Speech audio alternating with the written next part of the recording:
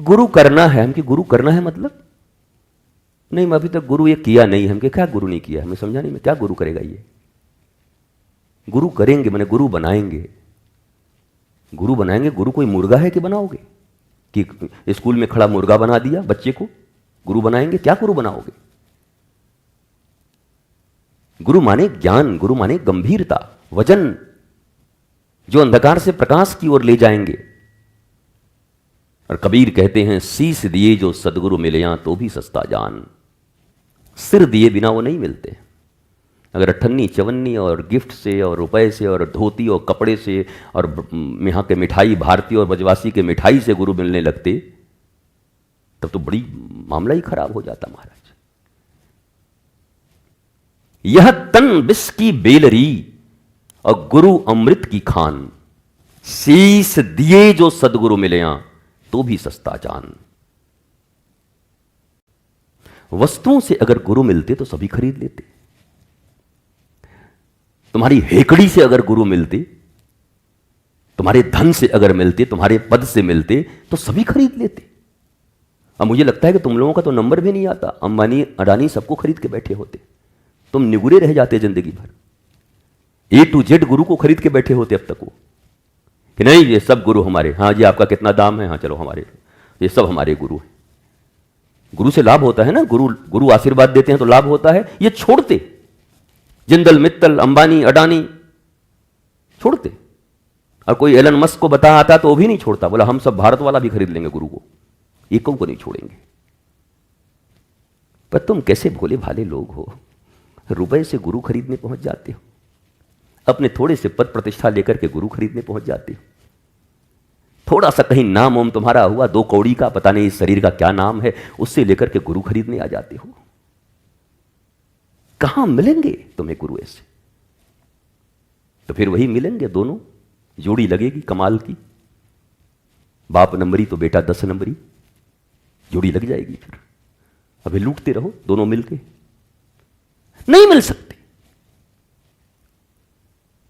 गुरु प्राप्ति का एक ही सिद्धांत है, श्रद्धा से भरा हृदय, अर्थात सत्य धारण करने की क्षमता और सत्य धारण करने की सौगंध खा करके जो अपने महापुरुष के पास आता है कि मैं सत्य धारण करने आया हूं, मुझे जो कीमत चुकानी होगी मैं चुकाऊंगा।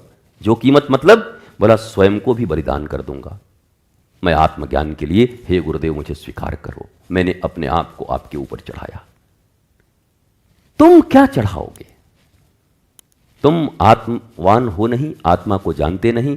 तुम मन हो, एक शरीर हो। एक शरीर क्या चढ़ाएगा जिससे गुरु खरीदेगा, भगवान खरीदेगा, गोविंद खरीदेगा? बोलो। ये भ्रांतियां भारत को बर्बाद कर दी। इन भ्रांतियों में भारत घूम रहा है चारों तरफ। पैरों तले जमीन खिसक गई भारत की, कई टुकड़े होके निकल गए, बचा हुआ टुकड़ा भी, आखिरी टुकड़ा ऐसे हिल रहा है। ये हमारे तुम्हारे जैसे ही भगत लोग हैं यहां पर, धर्म के पुरोधा हम सब बैठे हुए हैं। इतने धार्मिक पुरोधा हैं, उतना टुकड़ा हो गया भारत का। शायद ही इतना टुकड़ा किसी देश का हुआ हो। और बचा हुआ जो इतना बड़ा है उसके कितने टुकड़े होने के आसार हैं। यहां धार्मिक लोग बैठे, बोले धार्मिक हम तो है गुरुजी, हम तो धर्म कर रहे हैं।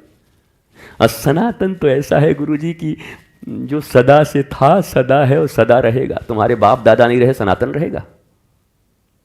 है? रोज कहता हूं, इतना विराट पूरी पृथ्वी पर सनातन सभ्यता ही तो थी कभी। बोलो, एक नदी का नाम बताओ जिसका सहनाज नाम हो। सहनाज, रुखसाना, गोंजाल्विस नदी बताओ। एक महासागर का नाम बताओ। यह सनातन है। यहां पर्वत, यहां नदियां, यहां सागर, सबके नाम ये बता रहे हैं कि वो नाम चेंज नहीं कर पाए। हमारे तुम्हारे तो चेंज हो गए पिट कुट के, पर वो नहीं कर पाए। वो आज भी खड़े हैं, बता रहे हैं। अटल हिमालय बता रहा है, हिमालय। हिमालय नाम का क्या मतलब है? प्रशांत महासागर।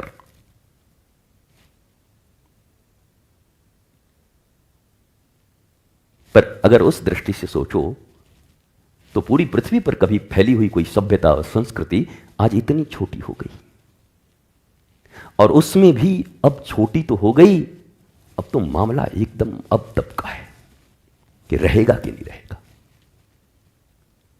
तो इसकी चिंता किसी को नहीं, गफलत में जिए जा रहे हैं। सब कह रहे हैं एक ही जिंदगी तो मिला है, जितना भ्रष्टाचार करना है कर लो, खा पी लो, फिर कौन देखता है। अरे जिनको पैदा किए हो उनको क्या नरक में छोड़ के जाओगे, फिर पैदा क्यों किए। कम से कम मैं तो कह सकूंगा मैंने किसी को पैदा नहीं किया, मेरे शरीर से किसी को जन्म नहीं दिया, मैंने नरक में किसी को नहीं ढकेला। तुम तो जन्म दे दे के बैठे हो ना। अपनी संतानों की सुरक्षा का कोई उपाय किया है? कैसे मां बाप हो तुम? क्या कहलाने के अधिकारी हो माता पिता? 2 टके के फ्लैट, 2 टके की गाड़ी खरीद के दे रहे हो। ये गाड़ियां क्या अफगानिस्तान में नहीं थी, क्या पाकिस्तान में नहीं थी? ये जितने बड़े बड़े लोग तुम्हारे भाग करके यहां आके बैठे हुए हैं, ये सब भाग के तो वहीं से आए हैं।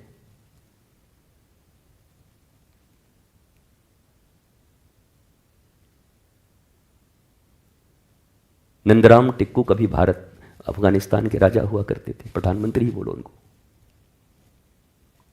जिस अफगानिस्तान का प्रधानमंत्री नंदराम टिक्कू हुआ करता था, आज उस अफगानिस्तान में एक आदमी नहीं है, एक व्यक्ति नहीं।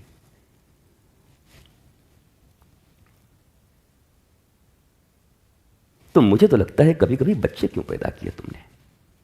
उन बच्चों ने तुम्हारा क्या बिगाड़ा था? इतने बड़े शत्रु हो अपने बच्चों के, उनको झोंक दिया है तुमने बांग्लादेश की तरह। कभी मंगने के लिए खतरनाक स्थिति होगी भारत की, तो तुमने किया क्या है सनातन के लिए, भारत के लिए, धर्म के लिए? क्या किया?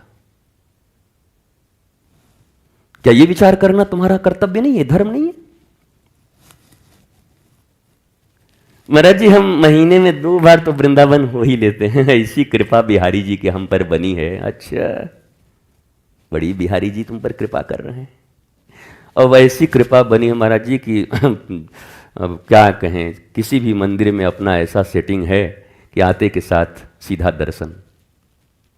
वाह, बाहर तुम्हारी सेटिंग और बाहर तुम अनपढ़ गंवार आदमी।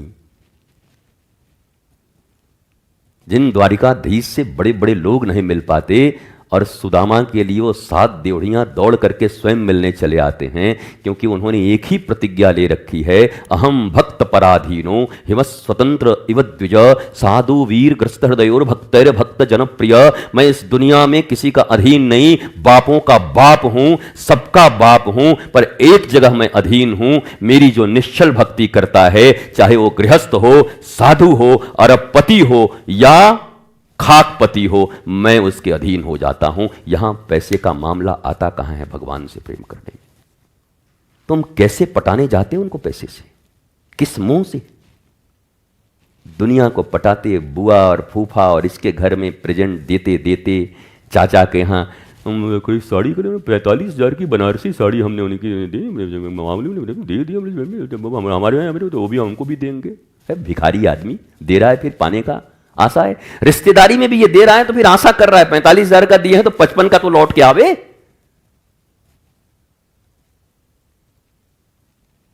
ये देन और लेन है, ये व्यापार करने वाले लोग ये रिश्तेदारी निभा रहे हैं। यही रिश्तेदारी तुम बिहारी जी से निभा रहे हो, यही रिश्तेदारी अपने गुरु से निभा रहे हो, यही संतों से निभा रहे हो। अगर यही रिश्तेदारी निभ रही होती तो एक तरफ इतना बड़ा राजा जनक, और जिसके पास 1 टका ना हो, 1 पैसा ना हो, 8 जगह से टेढ़ा अष्टावक्र, तो जनक अष्टावक्र के चरणों में क्यों बैठे हुए हैं? 1 कौड़ी नहीं है अष्टावक्र के पास, पर जनक जैसा राजा जूतों पर बैठा हुआ है अष्टावक्र के, 8 जगह से टेढ़े। महिमा ज्ञान की है, फॉलोअर्स की नहीं, गाड़ियों की नहीं, और आश्रमों की नहीं। ये आश्रम ताश्रम तो कितने कहां, आश्रमों की कमी थी महाराज। मुल्तान पूरा जैनों से भरा हुआ था। अब एक कचौड़ा छाप जैन नहीं मिलेगा आपको मुल्तान में। सिंध पूरा सिंधियों से भरा हुआ था, एक सिंधी नहीं मिलेगा। कहां गए, कहां गए?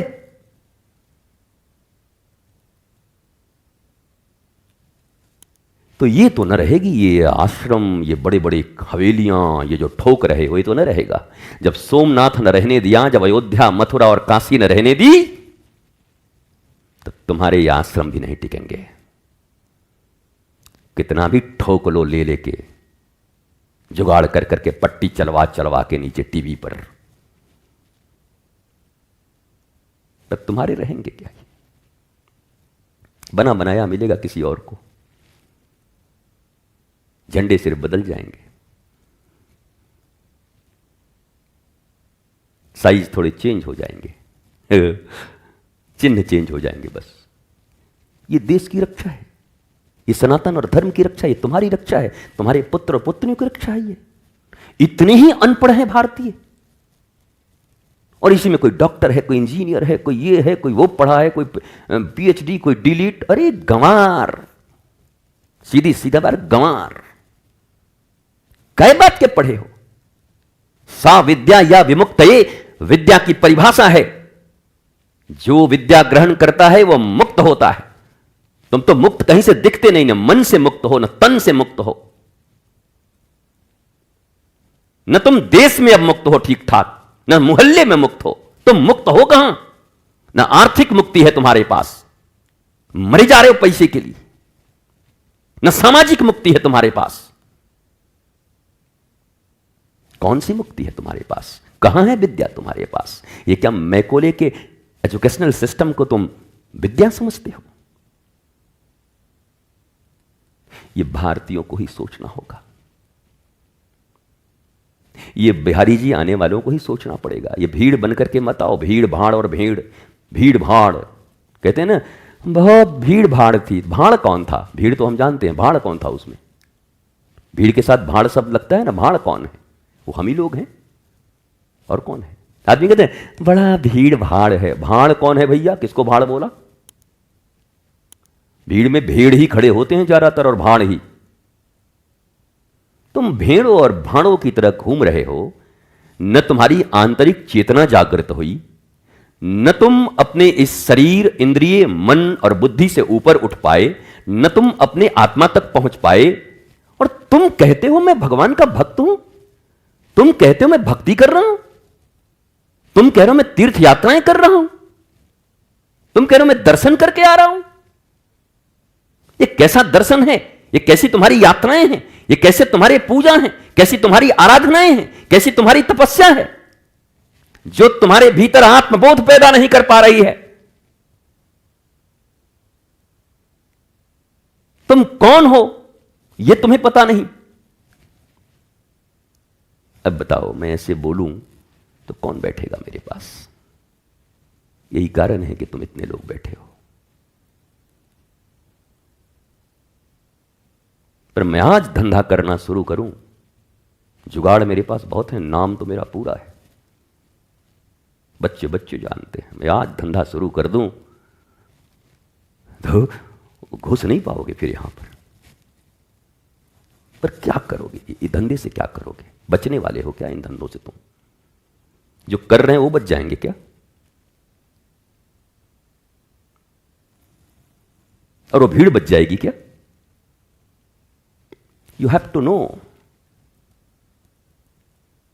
तुम्हें जानना ही पड़ेगा। ज्ञान के बिना मुक्ति नहीं हो सकती। Knowledge is the key of success, knowledge is the key of peace, knowledge is the key of love.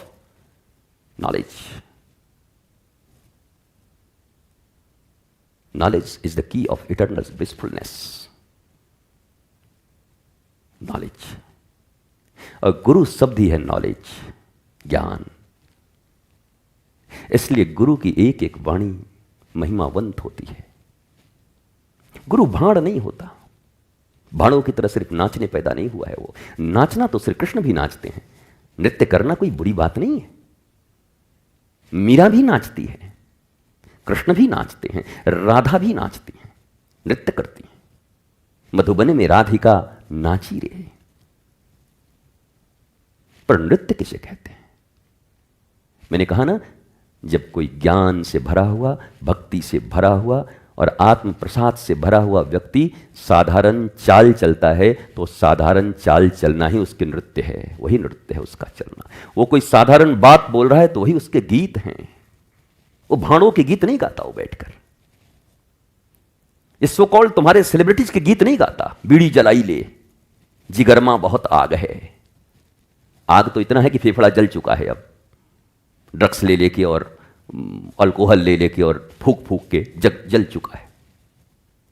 कल कह रहा था, ये कैसे नायक हैं, कैसे हीरो हैं, जो तुम्हारे बच्चों को कभी आंत खराब होने वाले, कभी किसी पेय पदार्थ को सिखाते हैं, कभी कुछ कहते हैं क्या खूब मिलेगी जब मिल बैठेंगे दीवाने दो, बैक पाइपर। ये हीरो है, ये हीरो है, दे आर हीरो। वो सेलिब्रिटी है, उनकी जिंदगी में सेलिब्रेशन नहीं है। वो एक वक्त बिना ड्रग्स के नहीं रह सकते, वो एक वक्त बिना शराब के नहीं रह सकते। वो सेलिब्रिटी कैसे हैं?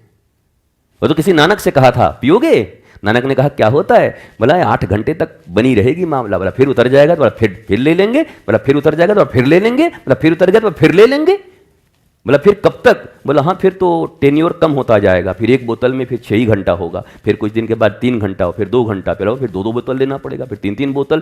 तो नानक बोले कि बार बार इतना लेते लेते मैं कितना लूंगा, बर्बाद हो जाऊंगा, तो मैं तो पहले ही से नशा में हूं। नाम खुमारी नानका, मेरे भीतर तो राम के नाम का नशा है, मुझे अलग किसी नशा की जरूरत ही नहीं है। मैं कोई विकलांग नहीं हूं, मैं कोई दिव्यांग नहीं हूं कि मुझे एक सहारा लेना पड़े किसी और चीज की। मेरी मस्ती मेरे भीतर है, मेरा आनंद मेरे भीतर है। बाहर सुख या आनंद है ही नहीं, असंभव है। और भीतर खोजना दुनिया का सबसे कठिन काम है, इसलिए लोगों को नहीं मिलता। बाहर है ही नहीं और भीतर दुनिया का सबसे कठिन काम है खोजना, इसलिए जो चंद लोग खोज पाते हैं उन्हीं को कहते हैं मौज में है, ये फकीर है भाई, अद्भुत आदमी है, मस्ताना है, ये तो दीवाना है, ये तो। वो कुछ लोग खोज पाते हैं, कुछ लोग।